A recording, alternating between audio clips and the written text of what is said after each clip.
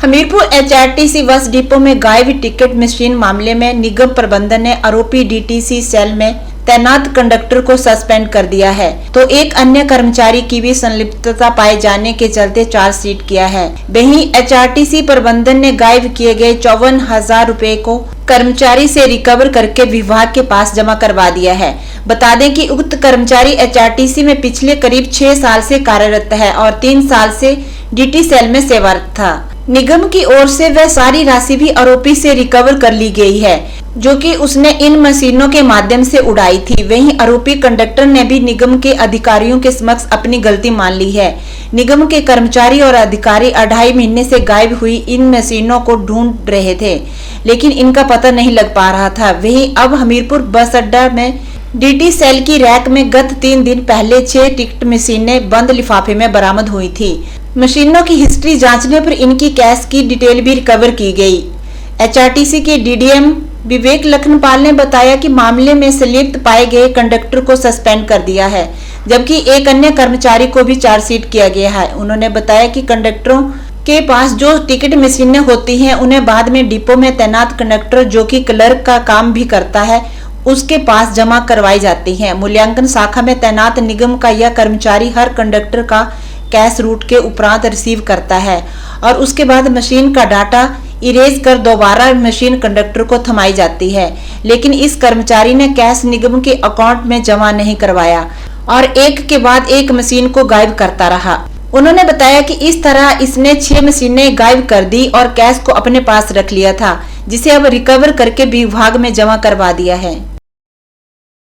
जो direct involvement है इस केस में किसी की भी नहीं है, क्योंकि ये वन मैन शो ही बन के रह गया हुआ था। परंतु एक प्रोसीजर लैप्स होते हैं, जो उस अनुभाग का अधिकारी था, जो इंचार्ज था डिनोमिनेशन सेल का, ये उसको भी पता होना चाहिए कि मेरी कितनी मशीनें खराब है और कितनी रूट पे गई हुई है और कितनी रिपेयर के लिए चली हुई है।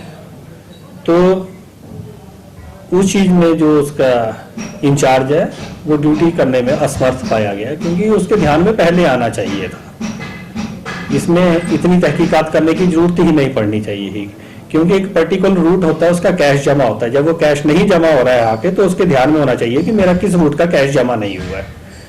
तो वो प्रोसीजर लैप्स उसके भाग का है और उसके ऊपर भी एक्शन लिया जाएगा। तो उसके ऊपर भी एक्शन हमने ले लिया है। उसको भी चार्जशीट जो है तुरंत प्रभाव से कर दिया गया है। हाँ, ये कुछ दिन पहले हमने टिकटिंग मशीन्स की जो है फिजिकल वेरिफिकेशन करना स्टार्ट हुई, क्योंकि कुछ मशीनें ज़्यादा ख़राब हो रही थी। तो उसमें आदेश दिए गए थे मेरे द्वारा कि इनकी फिजिकल वेरिफिकेशन की जाए 100% मशीनों की, कि कितनी हमारी मशीनें ख़राब चल रही हैं, कितनी रिपेयर के लिए गई हुई हैं और कितने कंडक्टर्स के पास इशू हुई है।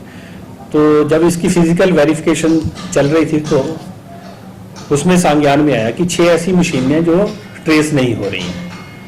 जब उनकी हिस्ट्री ट्रेस आउट करने की कोशिश की और ये देखा गया कि ये मशीनें किसको इशू हुई हैं, कौन सी तारीख को इशू हुई हैं और किसने इशू की हुई हैं, इन 3 मुद्दों के ऊपर जब फोकस किया गया, तो ये 18 तारीख को हमें पता चल गया कि ये 6 मशीनें जो है किसको इशू हुई हैं और उन्होंने वापस आके किसके पास ये जमा करवाई गई हैं मशीनें। जब इसको डिटेल में खंगाला गया, तो जो डिनोमिनेशन सेल में एक हमारे कंडक्टर कार्यरत थे,